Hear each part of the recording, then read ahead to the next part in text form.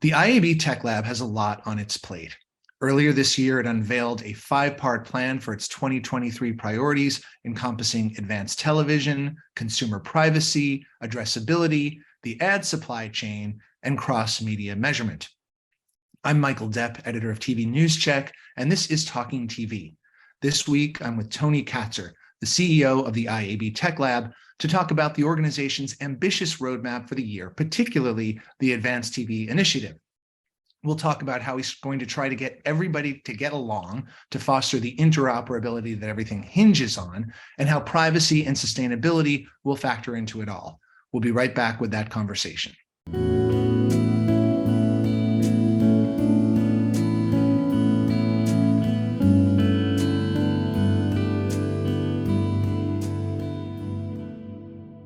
This episode of Talking TV is brought to you by Futori, which provides today's broadcasters with tomorrow's technology.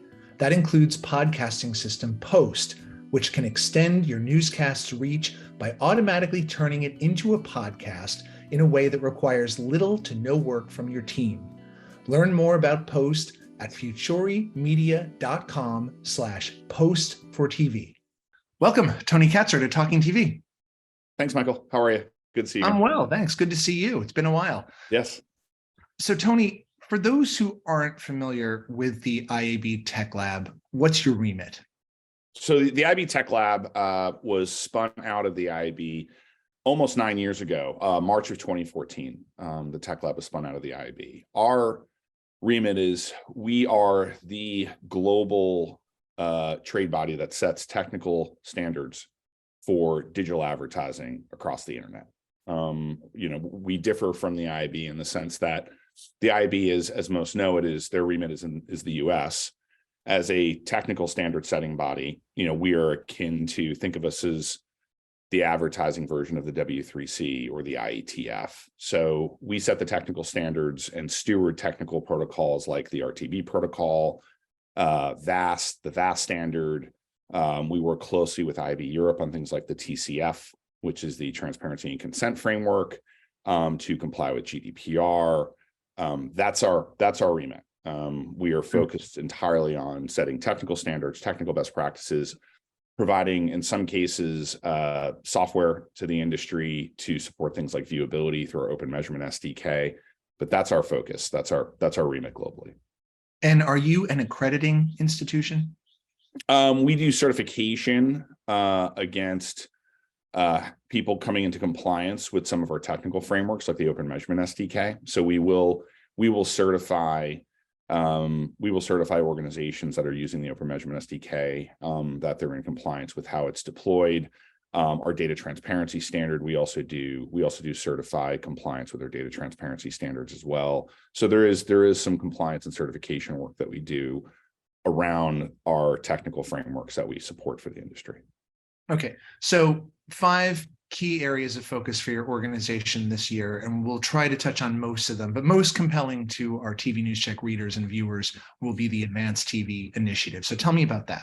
Sure. So when I first took the role, I started at IAB Tech Lab in August of 21, and throughout my interview process, and then shortly after I started, there was a lot of conversation around, what is Tech Lab going to do regarding interoperability within CTV? So the conversation really started around, all television delivered over the IP protocol, and the challenges that exist there are in the areas of audience interoperability is a real challenge. You can have 2 different audience vendors on either side of the equation. The buy side's using one audience vendor, the sell side's using a different audience vendor. How do you reconcile those 2 things?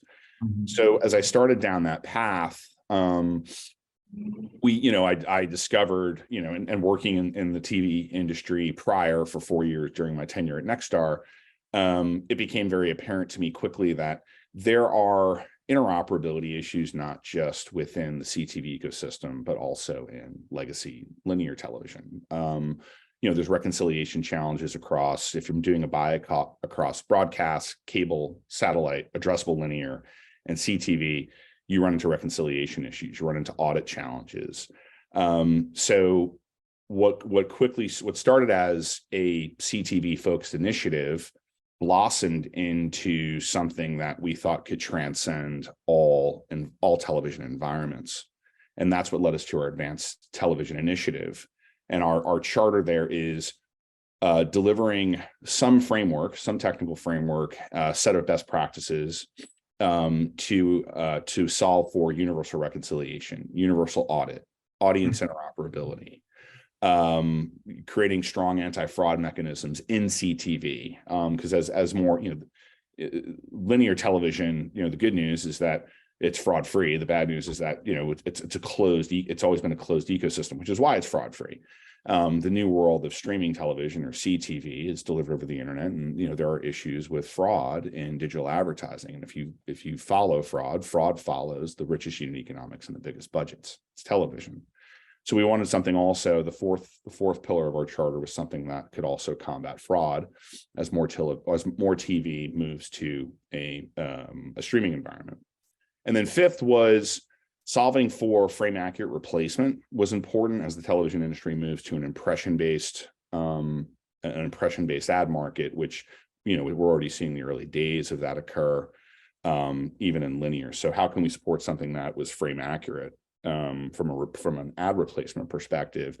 And also, it better supports the ability to do impression-based buys if you've got frame accurate spot insertion and replacement. And what we ended up settling on, and I guess you could say what's old is new. It's not that old, but Tech Lab doesn't have, it doesn't have to be built here. Was we ended up settling on the A335 video watermark, which in the U.S. is governed by the ATSC. It came out of the broadcasters, the labs of the broadcasters. And as I delved into it further, it just seemed like the Swiss Army knife that addresses those 5 needs of both, legacy linear television as well as streaming environments. And what I really like about it is that this is something that could be applicable across all TV environments, but as more television moves to streaming over the next decade, it's something that can go with this transition to the world of streaming. It's like the only analogy I can make, it's like building a bridge to cross a river that you can then take with you to cross the next river. Like, this isn't something that, the video watermark concept is not something that would go extinct as more television is streamed.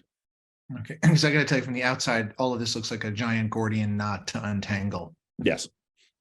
So good luck with that. All right, well, you're also wading into the murky and turbulent waters of cross-platform measurement. This is obviously an especially fraught area. We seem to be, according to many people I talked to, we're a decade away from a viable common currency in that space. What do you hope to achieve there? Well, yeah, I think that's probably accurate. I would say we're 5 to 10 years away from some sort of common currency across formats. So display, video, and then across environments. The multiple television environments I just mentioned: mobile web, mobile app, desktop, connected devices in the home. I think we are 5 to 10 years away from achieving some sort of common currency. Now, there are initiatives that are currently in motion. There's the cross media measurement initiative that the WFA and ANA and 4As are focused on, and we're hoping we can support them from a technical standards perspective, and maybe even some technical frameworks in order to achieve that. So that's going to be a multi-year initiative, and I think this concept of our advanced TV initiative, I think, is one of our first steps into solving for cross television environments, which may be able to translate into cross digital environments and cross media formats. But this is at least a 5-year plan. Mm-hmm. And post-cookie addressability and privacy is another priority for the IAB Tech Lab. What are you focusing on there? So we're focused on really three areas. You can't talk about privacy without talking about identity or addressability. So first and foremost, we're focused on compliance frameworks. So the first one that we worked on in partnership with IAB Europe was the Transparency and Consent Framework, so better known as the TCF, and that supports GDPR compliance within Europe. What we recently released last October was what we call the Global Privacy Platform, or the GPP for short. As many of your readers and viewers may or may not be aware, there are now 5 states in the U.S. that have stood up privacy laws. CCPA here in California has evolved to CPRA. The state of Utah, Colorado, Connecticut, and Virginia all have privacy laws requiring various forms of notice and consent in their jurisdictions that are, some of those have already gone live as of January. Others are going live mid-year. I think Utah is the last one where their law is active. I believe it's in December of this year. The GPP is designed to allow companies to come into compliance with those laws across jurisdictions. So an example would be, if I live in the state of California, and I'm visiting family in Connecticut, I need to be compliant from a consent perspective, both in the state of California as well as Connecticut simultaneously. The GPP is a protocol that will support that throughout the digital advertising supply chain. Same is true if I take that same example and I'm a resident of the state of Connecticut and I'm on vacation in Europe, and I'm watching CNN or reading CNN on my phone, sipping an espresso in Italy. I need to be simultaneously compliant with the laws of Connecticut as well as GDPR. The Global Privacy Platform is designed to support that level of compliance. And then what we're going to be releasing next month is what we call the Accountability Platform, which creates a standard and normalized form of data exhaust around privacy compliance to ensure that consent flags are being honored and supported throughout the digital supply chain. I think any compliance framework without any sort of technical audit capability that can be used by regulators, that can be used by privacy advocates, that can be used for self-audit, I think is a paper tiger. So we really need to have some form of audit, some form of standardized audit function deployed across the digital advertising ecosystem. So those are some of the key things we're working on from a compliance perspective. Then when we start talking about things like identity, so that's privacy compliance. And then we move into things like identity and addressability. How do we continue to support an addressable digital advertising economy, which is powered by the ability to have an addressable advertising ecosystem. And we do that, we're working on things like clean room standards, we're working on things like privacy enhancing technologies, and those are designed in order to maintain an addressable advertising ecosystem while maintaining consumer privacy. So things like our privacy enhancing technologies working group is focused on things like multi-party compute and differential privacy and on-device compute concepts under the lens of advertising use cases. Our recently announced seller-defined audiences, well, it's been in market for about a year now. That's designed to maintain some form of addressable advertising solution that's also very privacy centric. So it allows for publishers to create their own audience cohorts that adhere to a data transparency standard without actually having to leverage sensitive personal information. So that's another means by which we can maintain an addressable ecosystem while preserving consumer privacy and mitigating data security issues. So those are the other things we're working on from an identity and addressability. So it's compliance. It is how do we maintain addressability capabilities through our privacy enhancing technology working groups, our seller-defined audience initiative that we launched last year, data clean room standards, which we just announced our data clean room standards 2 weeks ago. How do we continue to balance privacy compliance with addressability in digital advertising? And amid all of this, there's still more work you're doing on the ad supply chain and the programmatic market. Is that right? Yeah, correct. So we've kicked off our first ever. Tech Lab's never done its own fraud research. We've worked with other organizations, other companies.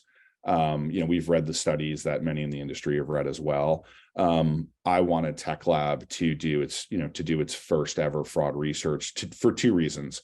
one, I'd like to see the data myself. Like, depending on who you read, fraud is either at 3% or it's 90%. Well, it's somewhere in between those numbers, and I'd like to actually do the research ourselves for us to come to our own conclusion. So we want to understand how good or bad the fraud issues are by channel, right? It's going to vary. Display fraud will be different than video fraud versus CTV fraud. So that's one reason we want to do the research. The other is we also want to do the research to enhance our own standards, things like ads.txt and sellers.json. What kind of fraud continues to slip through there? How do we enhance our existing standards? What are new anti-fraud frameworks or standards we need to create for the industry to combat fraud? So that's one area of the supply chain that we're working on now. And then most recently, we announced our sustainability initiatives in terms of how do we measure the carbon footprint of digital advertising throughout the digital supply chain in order to create a greener digital advertising ecosystem. So those are two areas that we're working on from a supply chain perspective. On that last point, I mean, how viable is that? Measuring that carbon footprint and actually demonstrably doing something that's significant on that front. Is that even possible? Yeah, it absolutely is. It absolutely is possible. There are best practices from an ad operations perspective that can lead to a greener advertising footprint. So, for example, this concept known as lazy load, where an ad shouldn't even be called. Every time an ad is called or every time an ad is processed, that requires CPU usage, bandwidth. There are servers involved. Like that all requires power and cooling. That all generates carbon. So, simple concepts like this concept of lazy load, don't even make the ad call until I scroll to the part of my web page where, the ad could be rendered, right? So that cuts down on ad calls, which cuts down on carbon. Another big issue is supply path optimization in our ecosystem. There are, if you analyze the supply chain of digital advertising, one could easily discover that an ad impression can be processed 1, 2, 3, 5, a dozen times for the same ad opportunity. Creating more efficient supply paths is another way to cut down carbon, because again, every time that ad is touched for an auction, or every time that ad is rendered for a possible impression opportunity, that costs carbon. So there's definitely efficiencies to be found in the supply chain where we can materially cut down on the carbon footprint of digital advertising. So you have laid out a lot here in terms of what you're prioritizing. There's a lot of priorities. What to you, amid all of this, is the most daunting? It's a great question. I think there are two that stand out to me. I think our sustainability initiative and delivering a greener advertising supply chain is daunting because of the impact it could have on the globe. We have a carbon problem on this planet. I think the impact it could have on our sons and daughters, our nieces and nephews. So it's daunting in the sense that there's real weight to this. There's material benefit to the planet. So it's daunting in the sense that this is something I think that's bigger than the digital advertising ecosystem. This is something that's good for the planet. So it's daunting in that sense. I think the other that's daunting is the advanced TV initiative. We've got a pretty comprehensive roadmap. I think we've got a really good handle on how to address cross-environment reconciliation, audit, data interoperability, everything I just mentioned as part of the charter. I think it's less a technical challenge and more of a business challenge. How do we bring a somewhat fragmented television ecosystem, everyone from the buyers and the sellers to the distributors to the supply chain vendors and everyone in between, the television OEMs, the broadcasters, the networks? Like, how do we herd all these cats and get everyone aligned to this vision of having some universal reconciliation or signaling framework across TV environments? That is a daunting task for a $68 billion industry, and that's just the U.S., right? Well, so calling it somewhat fragmented is a very diplomatic way of putting it, and perhaps kind of Since that diplomacy, that's the part of the job, the diplomatic part of the job is resides there. Yeah. So I'd say advanced TV and sustainability, our sustainability initiatives are the two most daunting things that we're going to work on. And we know both of those are multi-year initiatives. Well, Tony Katsur of the IAB Tech Lab, you've got a lot to do, so I'm going to let you get back to it. Thanks so much for being here today. Michael, it's always a pleasure. Thank you so much. Great. Thank you. And you can watch past episodes of Talking TV on tvnewscheck.com and on our YouTube channel. We're back most Fridays with a new episode, and we will see you next time. Thanks for watching. A new episode of Talking TV is available most Fridays on tvnewscheck.com. You can also listen and subscribe on YouTube, Apple Podcast, Google Podcast, and Spotify.